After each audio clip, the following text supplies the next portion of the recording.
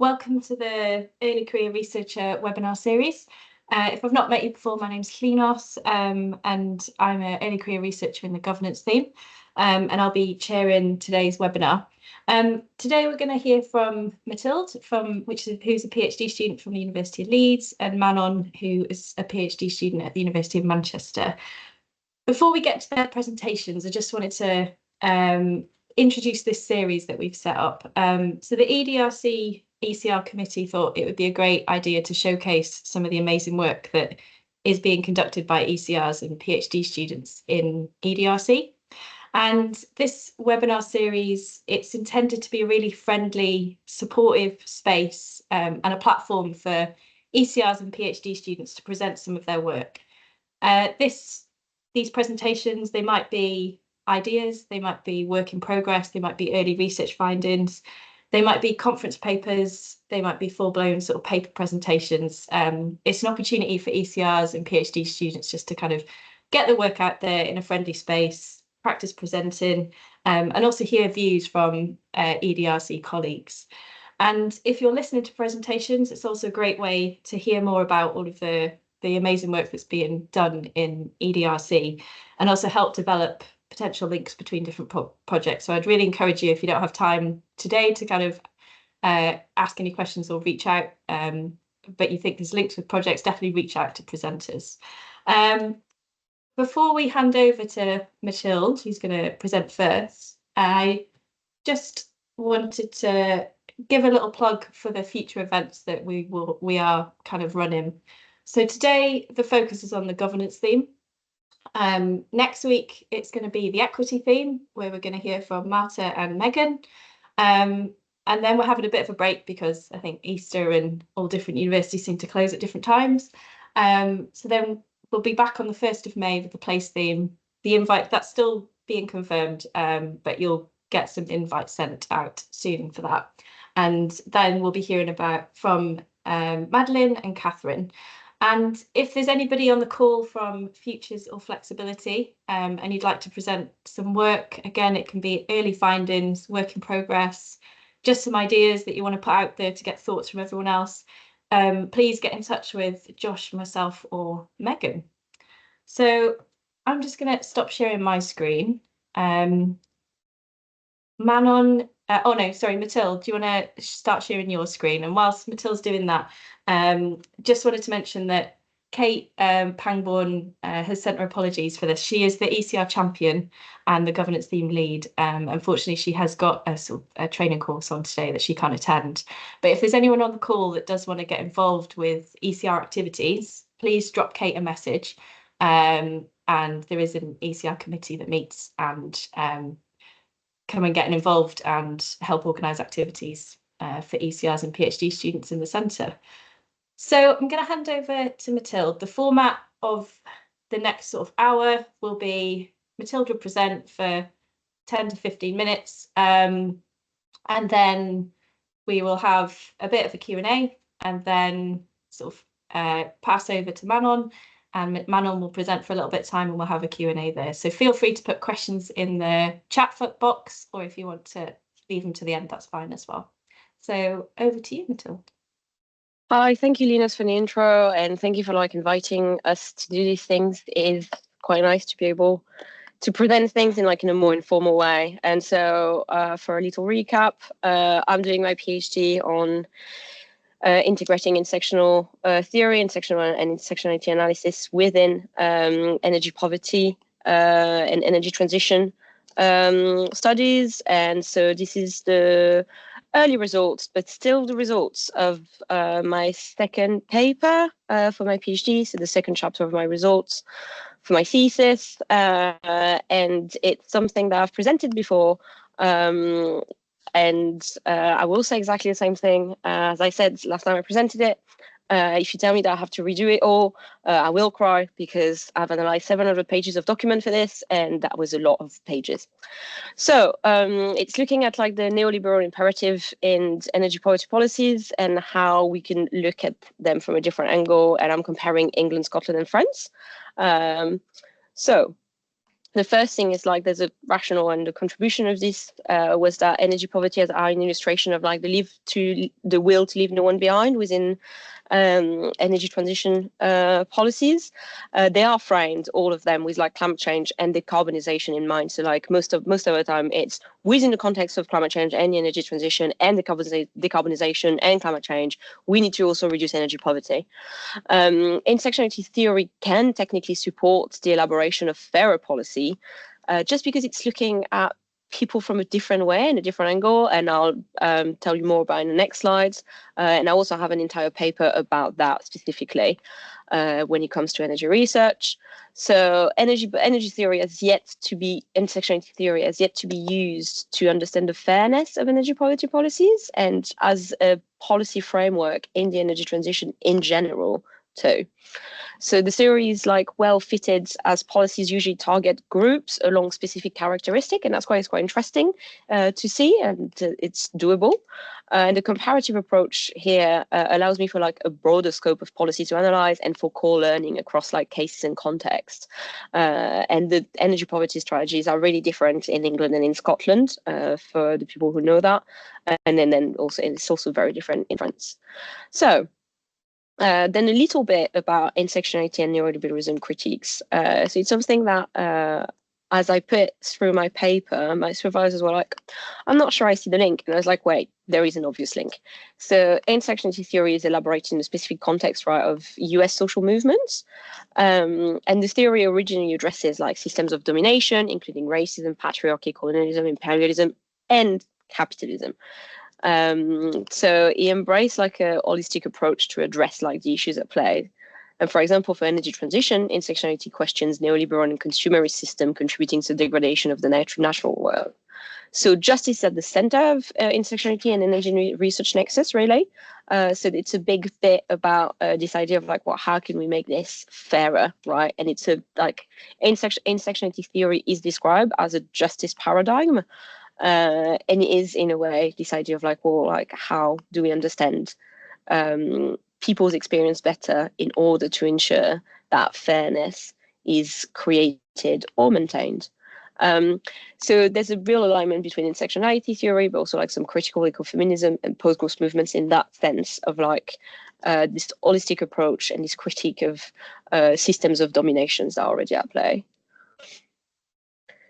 So in terms of methods, what I did, as you heard at the beginning, I did analyze several pages of documents, and I did it using an intersectionality-based policy analysis framework. So it's 12 questions to guide a critical analysis of policy. The framework originated in Canada to analyze health policies, but it has been used for other things, and notably like it's been used for energy decision-making in certain US states. So just to make sure that the people like how the decision making were made around certain specific energy infrastructures was inclusive or not of the different stakeholders, for example. So it's divided between like analytical and transformative questions. So I use the analytical questions, which are aimed at analyzing existing policies to analyze documents, and I've used the transformative ones to make some policy recommendations, basically, for designing future policies. So I use the first 6 questions to guide the analysis of the 20 documents, and I use the transformative question more loosely, but still I use them, but not as a clear guided framework in NVivo with those questions set out with like clear like themes getting out of them and stuff like that. I use them as guidance more and inspiration for policy recommendation. So those are all the questions. So I'll pass quickly, but they all exist and they all have like sub-question as well. So you can see there that you have the sub-questions too. So those are the first 6 ones, the one that I've used clearly and put out in NVivo. And those are the ones that I've taken inspiration from. And by that, I mean, I've used them as guidance.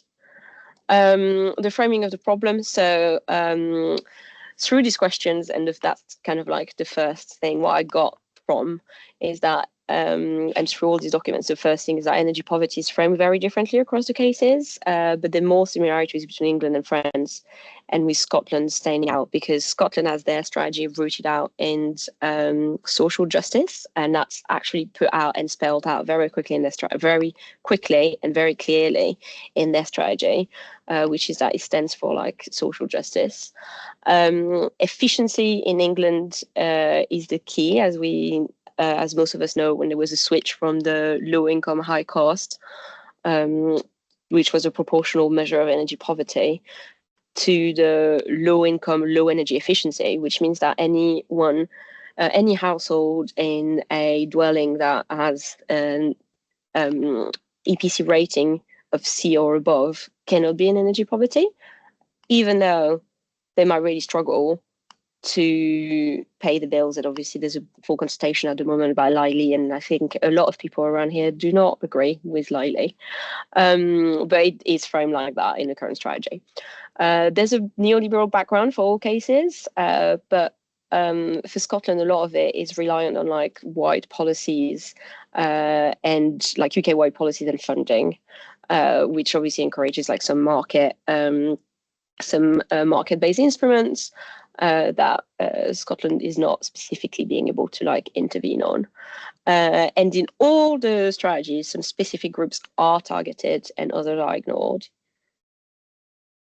So in terms of like targeted groups, age and dis or ability are the characteristic most integrated in policy response across cases, with targeted aid and targeted support. Income and energy efficiency of dwellings are then the main drivers of support, though. Then you get vulnerability is the main axis of justification for individual support. So the very young and the very old are most likely to receive help, and the way vulnerability is framed is that it's understood same across those age and ability characteristic rather than other potential specific characteristic. So the support remains overall quite diluted, even for the identified groups. And again, mostly along the axis of physical health. So when we talk about disability there, and when you talk about disability in the strategies, it's mostly about like physical health. So like mental health is not really integrated, nor is like the mental token of potentially being unable to, ensure your family can stay warm during winter, or like the potential like mental health token that is on people from living in situation of energy poverty.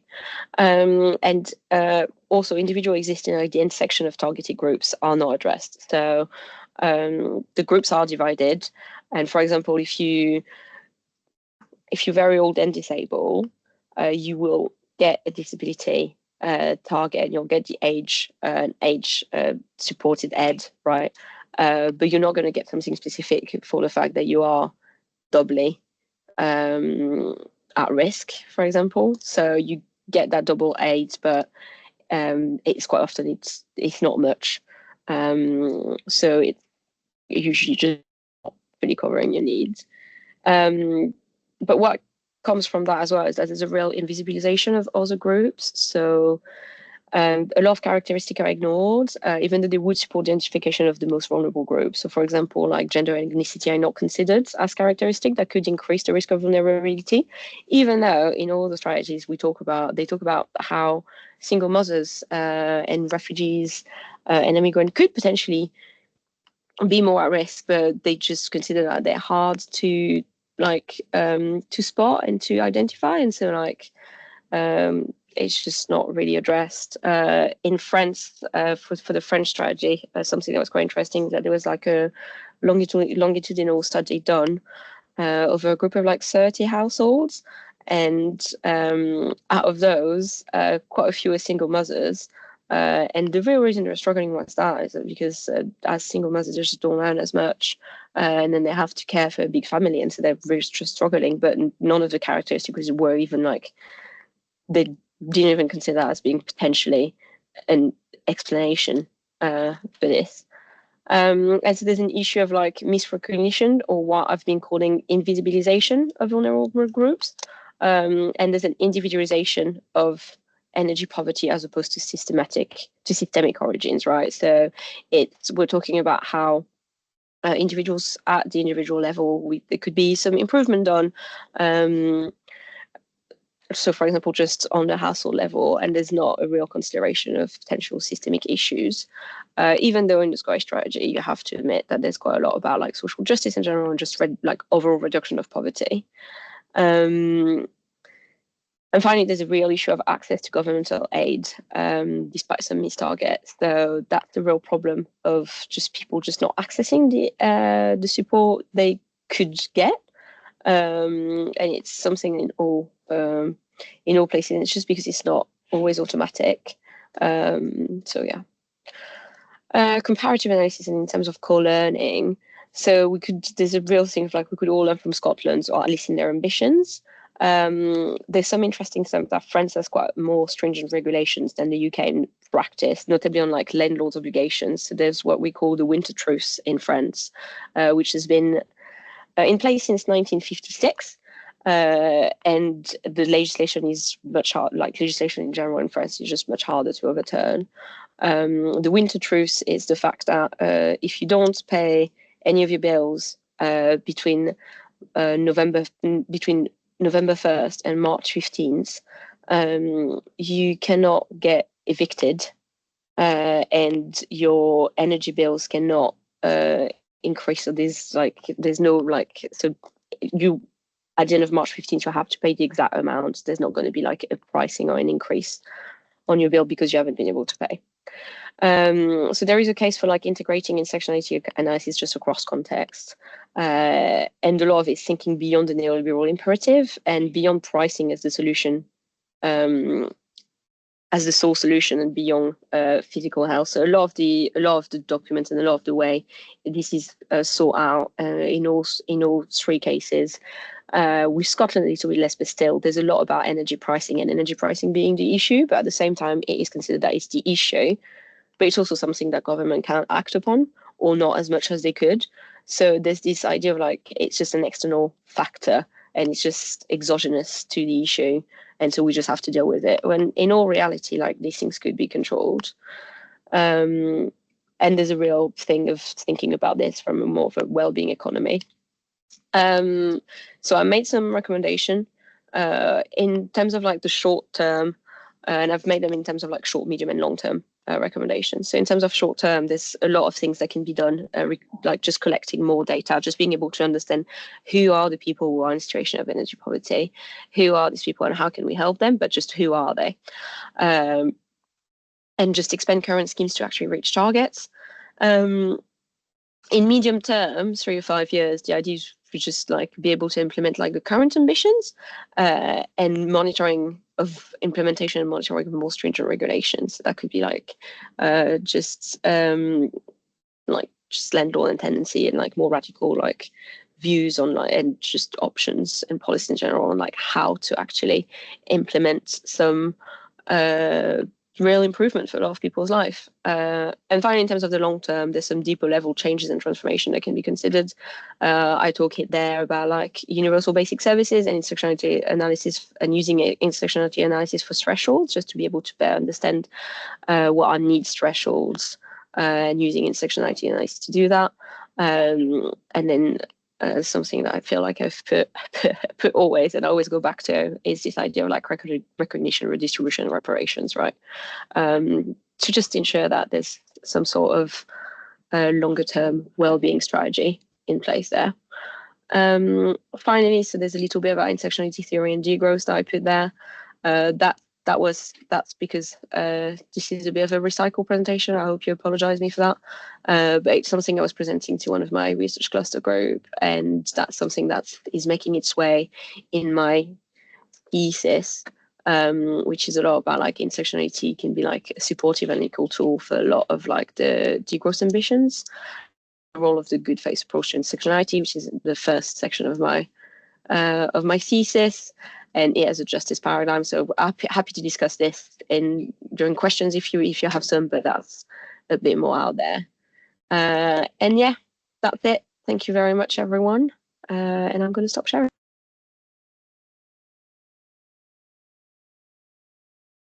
Great stuff. Thanks very much, Mathilde. There's lots of rounds of applause here going on. So thank you very much. That's a really fascinating presentation. So we've got about 10 minutes for questions. So and we've already got some already. So let's go straight to Christian.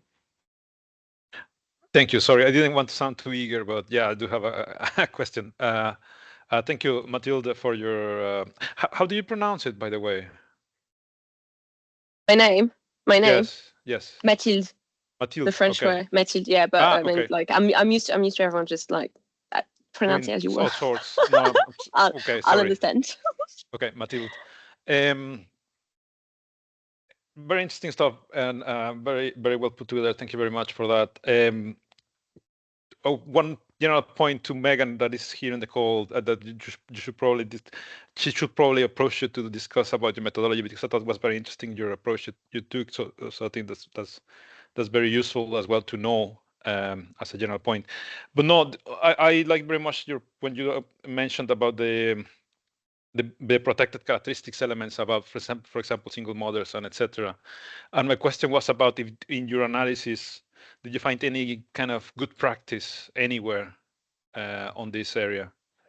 Because it seems that it's been forgotten about. Everyone knows that it's a problem, but no one does anything about it. That's kind of it, really. That everyone knows it's a problem, but no one knows that really does anything about it. In Scotland, they talk about like just working there with charities and other third sector bodies to be able to like identify those people and maybe reach those people like easier. But then at the same time, like it's been getting harder and harder to be able to like apply to social minimums and social tariffs.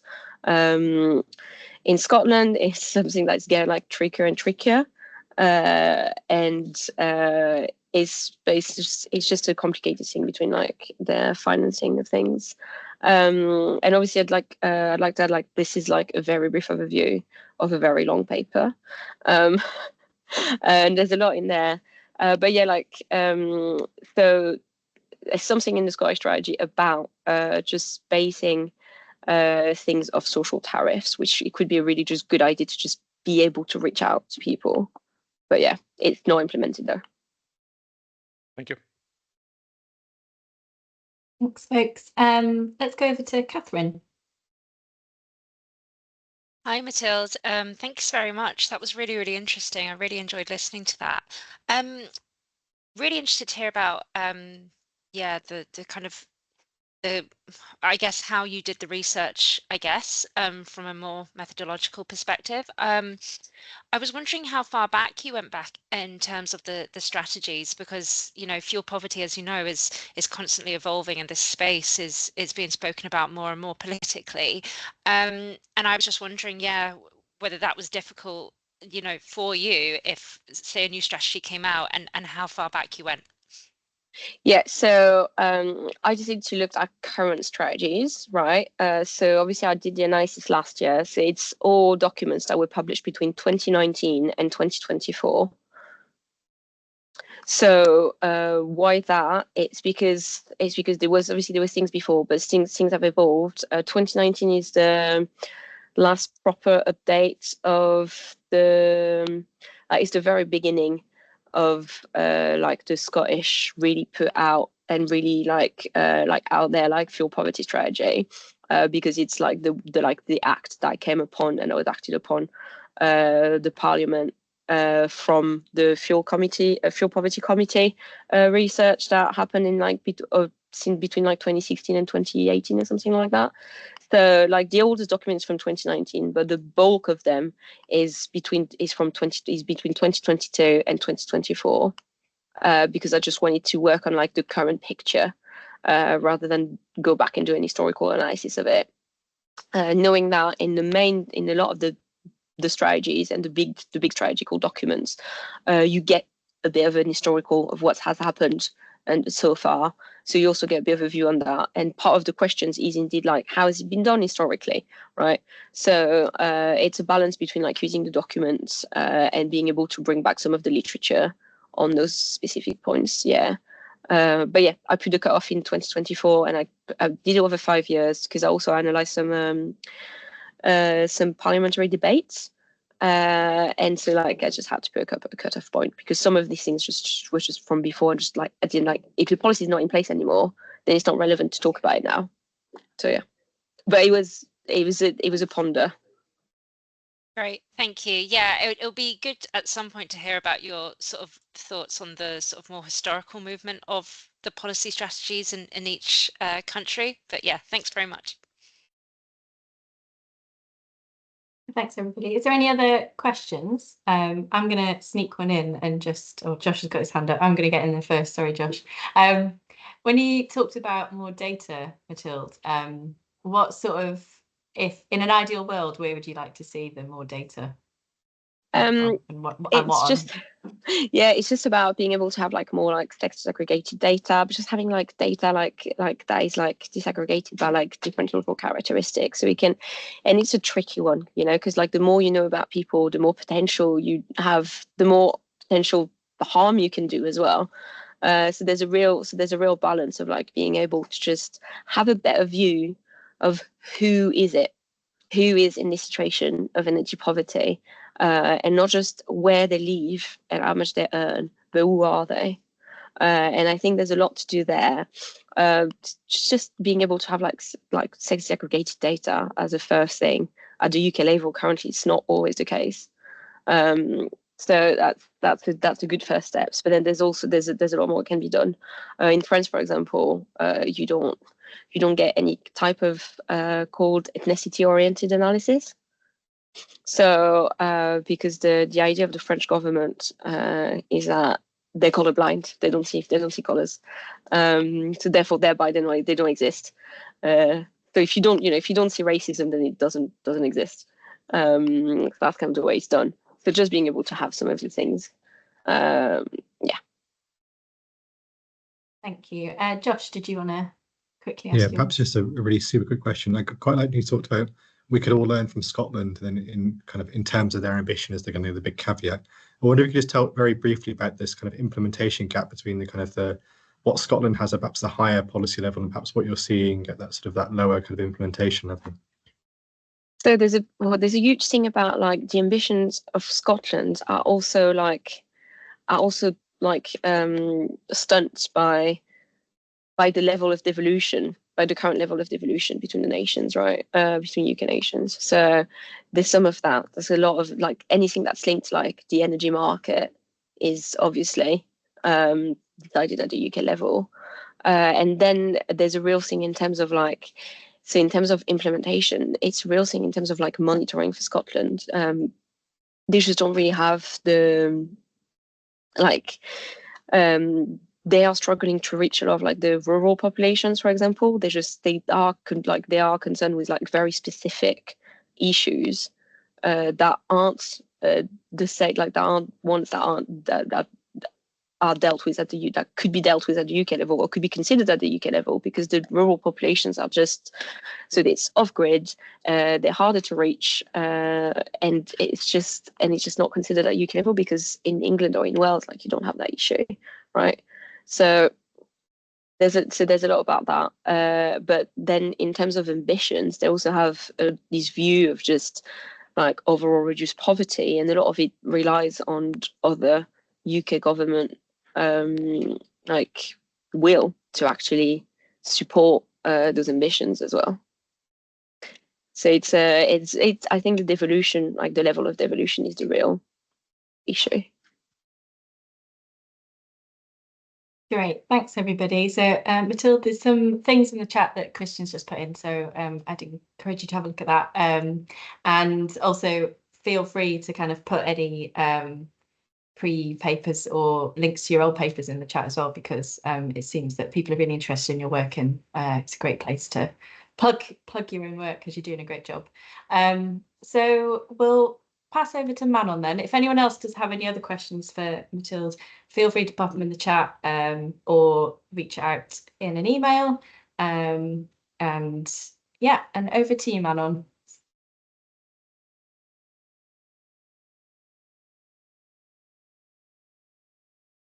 Hiya, I'm just gonna try and make that full screen. I had some issues with this before, if you were with us when we were trialing this.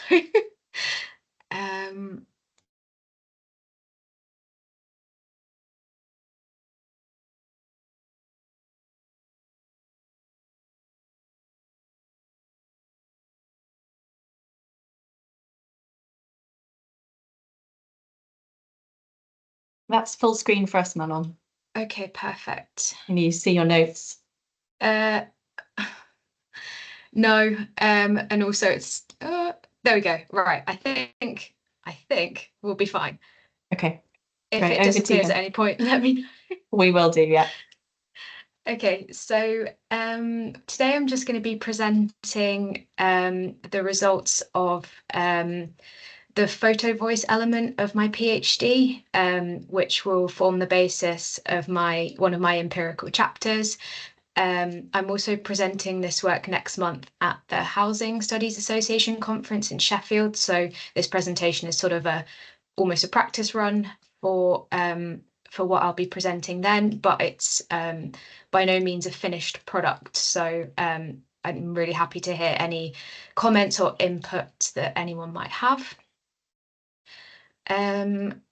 So I'd like to just share this slide before I present any of my work actually related to my PhD, because I feel like since I've started, we've been in this sort of situation of never-ending crises. Like it's just formed like the backdrop of my PhD. You know, we've had the energy crisis and a housing crisis and a cost of living crisis and a quote unquote refugee crisis. And it just, I feel like some of those headlines really sort of encapsulate the environment that I've been doing the research in, and also how quickly things change in this space as well. So yeah, I can share that slide if anyone wants to look at those headlines in more details after. But yeah, I really just like to share that as kind of the background of the work that I've been doing. I'm also just going to give everyone a really quick introduction to the UK asylum system, because it's quite important to have just a basic understanding to be able to contextualize some of the results that I'll be sharing. So first of all, to differentiate between the labels of asylum seeker and refugee. So an asylum seeker is somebody that's arrived in the UK and made a claim for asylum but hasn't had a decision on that claim yet. And a refugee is somebody who has had a positive decision on their claim and therefore has leave to remain in the UK. And the UK government has some resettlement schemes for certain refugee groups, for example, Ukrainians, Afghans and Syrians. But the majority of people who come to this country seeking asylum don't come via these routes. They come via, you might have seen in the news, on small boats or in the back of lorries, that kind of thing. And they're therefore termed as illegal. And obviously, I don't agree with that being the case, but that's kind of how the UK government terms those people. And obviously, those different labels mean that people have different levels of support and welcome available to them. For people who are on asylum support, so waiting for their asylum decision, if they're living in hotels, they receive £8.86 per week per person. Which is obviously a very, very small amount of money. Their housing costs and their bills are paid for, but that amount of money needs to cover clothes, transport costs, legal fees, medical costs, that kind of thing. People aren't allowed to work whilst they're in the asylum system, and people are often in the system for very long periods of time, usually around 2 years, but some people can be in the system for over a decade. And so people can become quite institutionalized through that process. And then after having been in the system for such a long period of time, when people do receive a positive decision, they only have 28 days in which to leave their asylum accommodation. In that time, they have to move from asylum support to welfare support. They need to find housing. They might need to find a job. Find schools for their children and so on. So that's obviously a really, really short period of time, and it's a really, really critical sort of period of vulnerability. And it's also worth noting that, as far as I can tell, nobody receives information on energy from the Home Office or from their accommodation providers whilst they're in the asylum system. So general awareness on energy is quite low across the board. And also we have a policy environment where we have the hostile environment approach of deterrence towards people coming to this country and a sort of undermining of their rights. There's been widespread cuts to public services under austerity.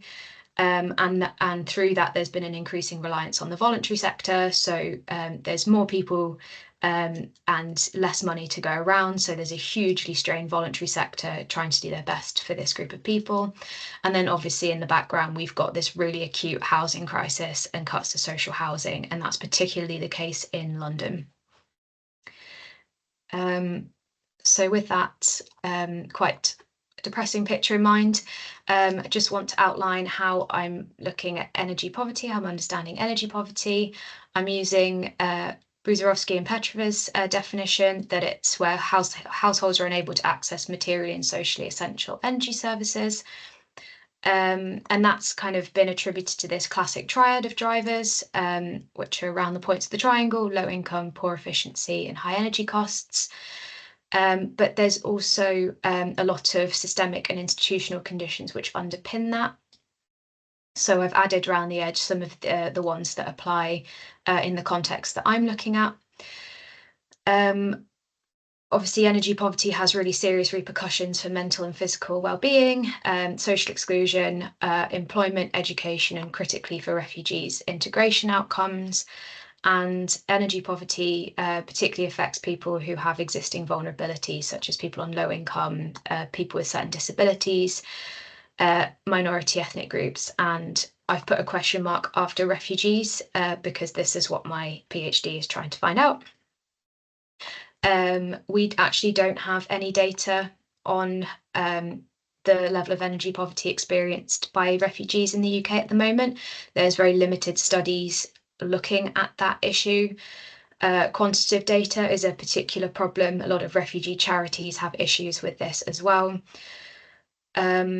So for the last 3 years, I've been trying to look at this issue and trying to shed more light on it. I've been using a multi-method approach, using interviews, lived experience interviews and interviews with professionals and volunteers, ethnography, and a Photovoice project. So that's what I'm going to be focusing on. And my case studies are looking at London, Manchester, and Calderdale, which is in West Yorkshire, because they've got different political and historical contexts in relation to how they've interacted with asylum. And yeah, the idea of my PhD is for it to be as sort of co-creative and accessible as possible, with hopefully some actionable policy outcomes. Just to focus on maybe the slightly more academic sort of conceptual side, this is the framework that I'm working with in terms of the Photovoice project, to try and build an understanding of the aspects that shape refugees' energy use, their lived experience of energy poverty, and what the consequences are for their ability to remake home in the UK. So the first concept is looking at geographies of home. So following Catherine Brickell's work, using the concept of home as a potential site of oppression and exclusion, one which is vulnerable to political processes and where domestic inequalities are played out. The second is the concept of the everyday, which is following Lucy Maiblin's work, and she discusses how hostile environment policies impact refugees at what she calls like the banal level, and how those policies interact with the routines and practices of refugees' daily lives. And in the context of my work, I'm arguing that a lot of those are conducted within the home and with energy. And thirdly, I'm using Nicola Willand's concept of hidden energy poverty, which she argued is experienced by marginalised groups through their exclusion from mainstream narratives, indicators and policies on energy, which therefore invisibilises their voices, their needs and their experiences. So coming to Photovoice, just in case anyone doesn't know what Photovoice is, it's a creative visual participatory action method that combines photography and dialogue. Participants are active in the research process, so they decide what to photograph and what issues they're trying to address through those photographs, instead of sort of being passive responders to predetermined interview questions.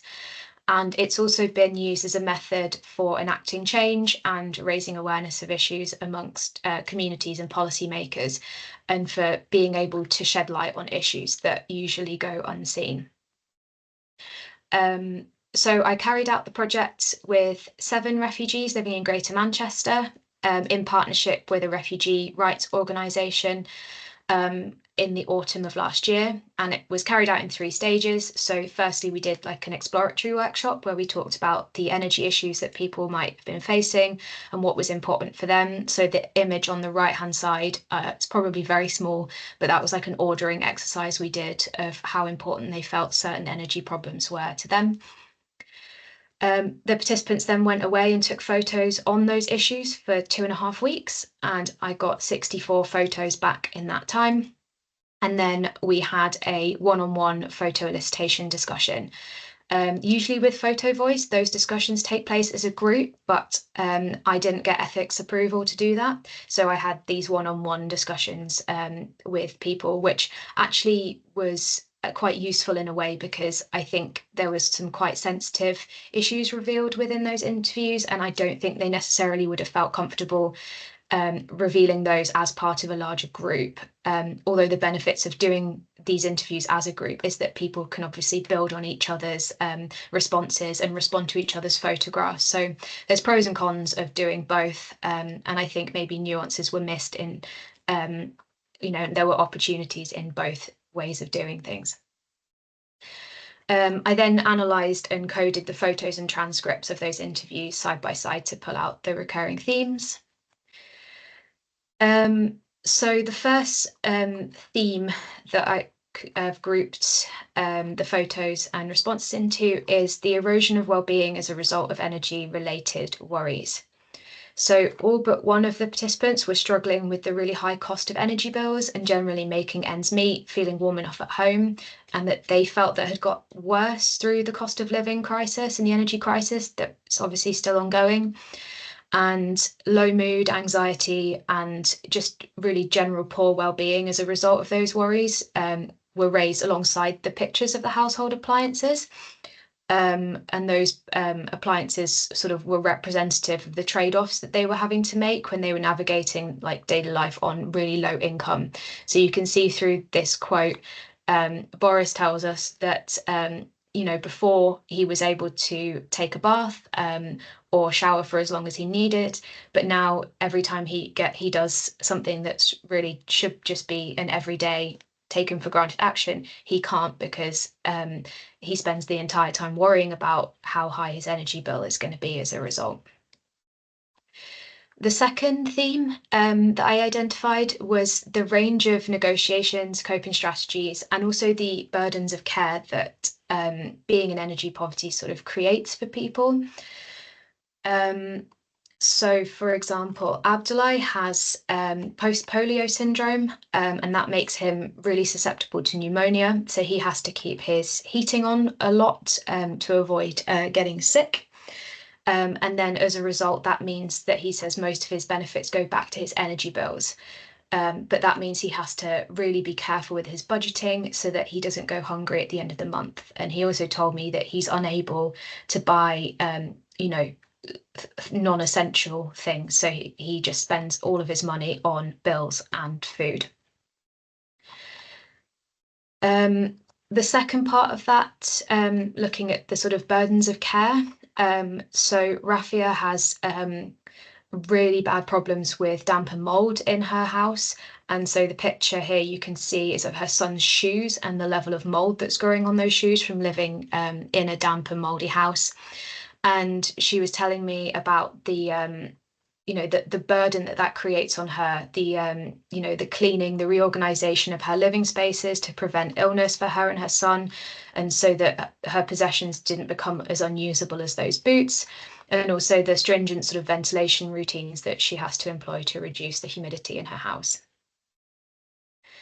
The third theme was sort of a sense of a loss of agency and the unmaking of home as a result of energy issues and the financial constraints that participants were facing. It was perceived to have diminished their sort of quality of life, damaged their social relationships, and also the ability to have control over their own situations. So you can see through Sophie's quote that she doesn't feel comfortable in her house because every day when the postman comes and puts letters through her door, she gets anxious that it's going to be a bill that she's unable to pay. So this is where it's very much still a work in progress. I'm kind of trying to figure out the discussion element of my work and what I want to say, I guess, based on what I've just told you. I think a really key thing is that when I got those images, of people's showers and meters, I kind of was thinking that's, it's quite ordinary, quite boring almost. And that was really my own bias, because when I actually had those photo elicitation discussions with participants, as you can see from the quotes, there were really rich stories about their lived experience that were kind of hidden behind those quite, ordinary images. So that got me thinking about what goes unnoticed or ignored, in the everyday. And there's a really nice quote that sort of encapsulates that for people living in poverty, or in this case, living in energy poverty, the everyday becomes pronounced and cumbersome. And so we can see that through, objects that we use without thinking about in our own day-to-day lives, that they become problematic for people who are sort of making every penny count in their monthly budgets. And so we can kind of see how those objects are like the material embodiments then of the struggles that people are facing to meet their daily needs. And yeah, so in terms of how that impacts people's ability to feel at home, we can sort of see how the idea of home extends beyond the sort of physical structure of the four walls of a house, and how living in energy poverty can sort of unsettle the idea of like the safe space of the home. And I'm also kind of grappling with this idea that when people are in the asylum system, they are particularly hyper-visible in policy, so particularly hostile environment policies, and the fact that, every day in the media there are stories of asylum seekers and illegal immigrants and taking money and draining resources. And then when they kind of move out of that system and become refugees, they become sort of invisible within policy, and they're not recognised as having a particular set of needs, or their experiences go unnoticed. And sort of what are the harms, the double levels of harm that can be inflicted by both of those cases. Some conclusions. In terms of policy implications, these are just 3 things that I've pulled out, that we need to centre and notice those things that kind of appear to us as everyday. Harking back to Mathilde's work, that we need to account for intersecting vulnerabilities. So how being energy poor and having a background as a refugee can sort of intersect and create, specific needs that need to be accounted for in policy making. And also looking at the idea of home within housing policy. And also just wanted to draw attention to the benefits of the Photovoice method for anyone who might be considering using it. It's a lot of work, but the richness of the data that I uncovered through this was particularly powerful, that I didn't quite get at in the interviews that I did with other refugees. And it also gave me an insight into people's homes without actually having to cross those boundaries and, trespass almost on their personal safe spaces.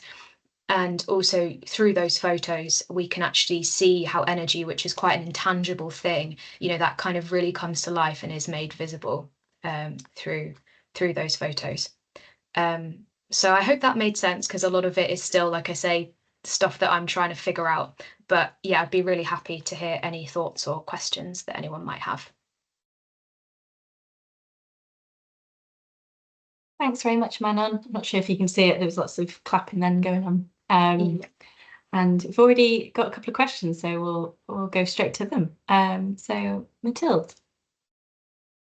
It's not really a question, but I just wanted to say how I love the fact that our work just complement each other. Just like, yeah, see, it is a need. No, I just wanted to say it's really amazing what you've uncovered through the pictures. And honestly, like, I think I really like how you've grown from them. Whilst you like so far, like in your presentation, was you're really respecting like the individuality of it, really. And I just want to say that, not really a question, just saying it's great. Thank you. And yeah, I really like how your work went first, actually, to kind of paint this broader policy picture, and then we've got the sort of like lived experience of the results of those kind of policy decisions and failures. So yeah, it kind of dovetailed really well without meaning to.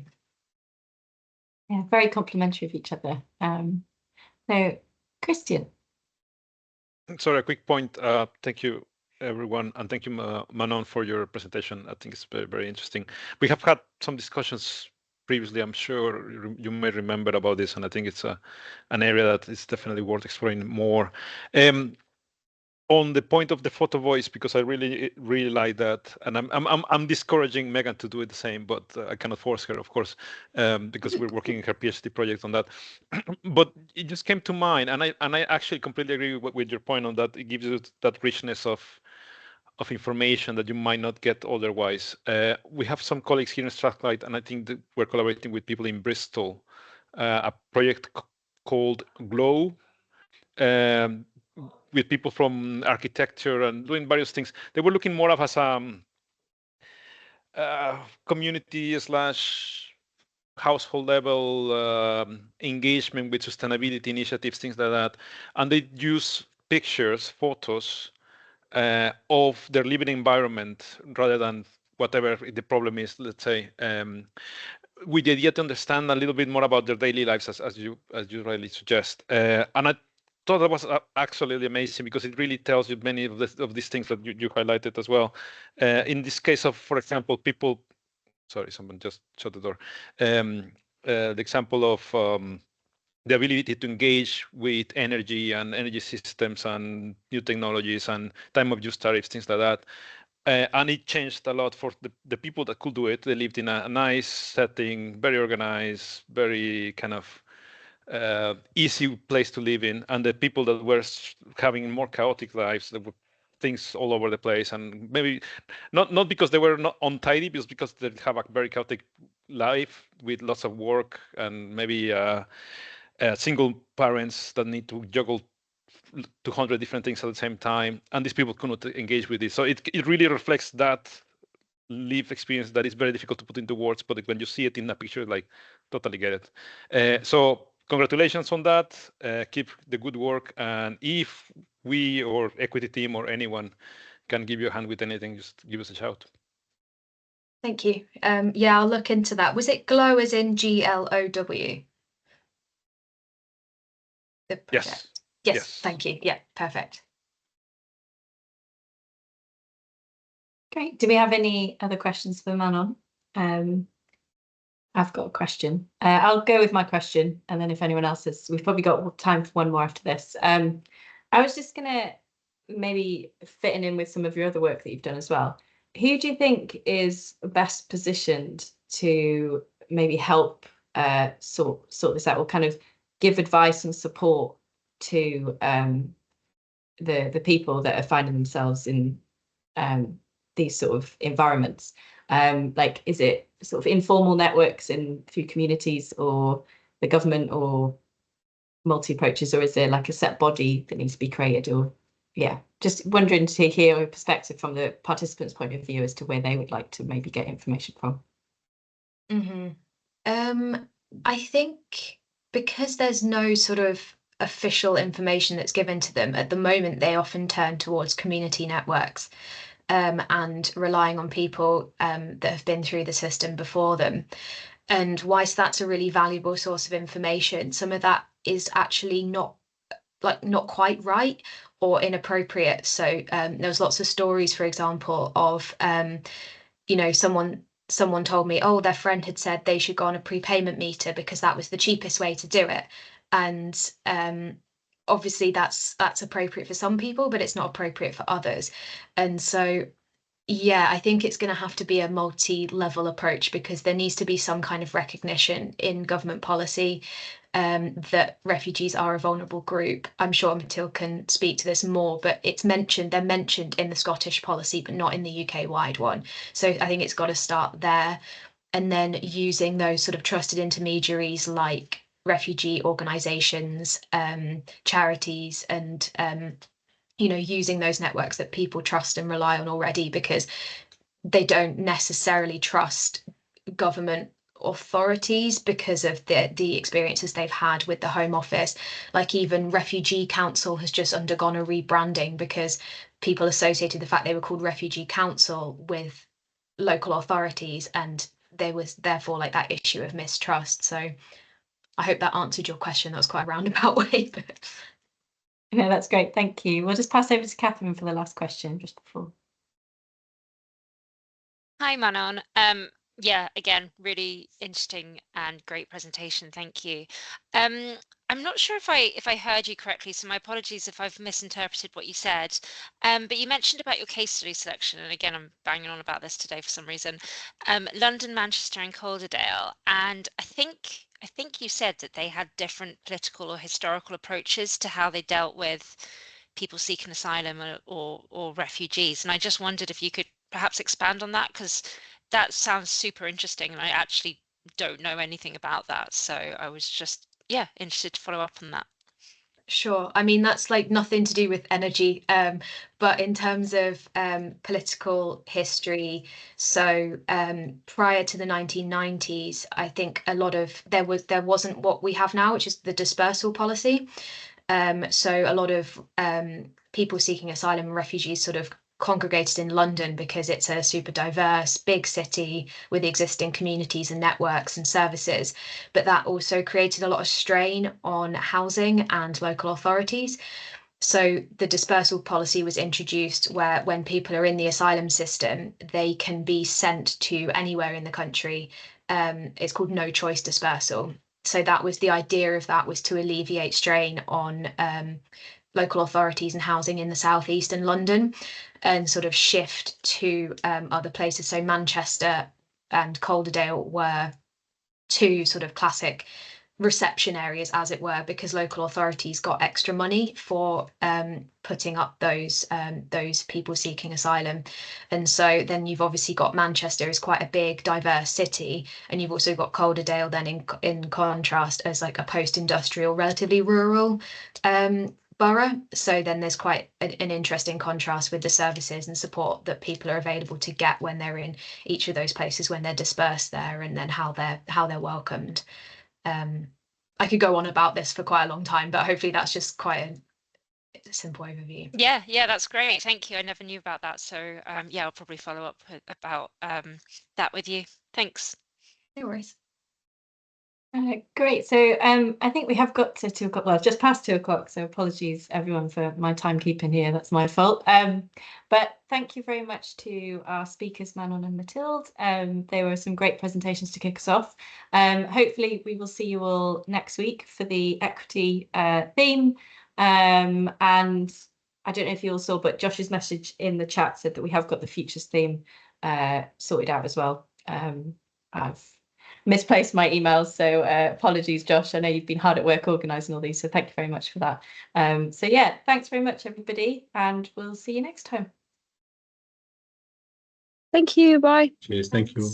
Thanks. Bye. Thank you.